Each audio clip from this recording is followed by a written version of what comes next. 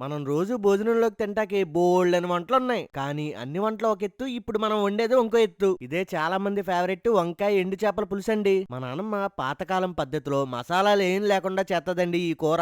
చించి అవతలేత్తది మరి. ఉల్లిపాయ, టమాటా, పచ్చిమిర్చి, కరివేపాకు, ఉప్పు, కారం, పసుపు, చింతపండు, ఎండు చేప అంతే, ఇంకేం లేవు దీంట్లోకి ఐటమ్స్. దాకలో నూనె వేడైన తర్వాత ముందు శుభ్రం చేసుకున్న ఉప్పు చేపల్ని ఎర్రగా ఏపేసుకోవాలి.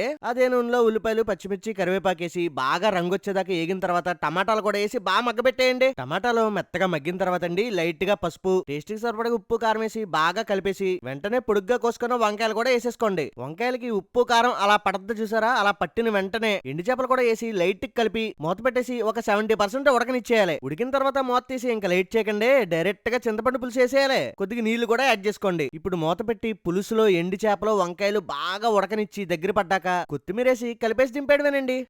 ఇంకా చూసుకోండి, వేడి వేడి అన్నంలో ఈ వంకాయ ఎండు చేపలు పులుసు వేసుకొని తింటే ఉంటదండి. నేను ఈ కూర తిని చాలా రోజులు అయిపోతుందండి. అయినా ఈ కాంబినేషన్ కి పేరెడతాం ఏంటండి, కూర మాత్రం చింపేసింది. మీరు వీడియోకి లైక్ చేసి సబ్స్క్రైబ్ చేసుకోవడం మర్చిపోకండి.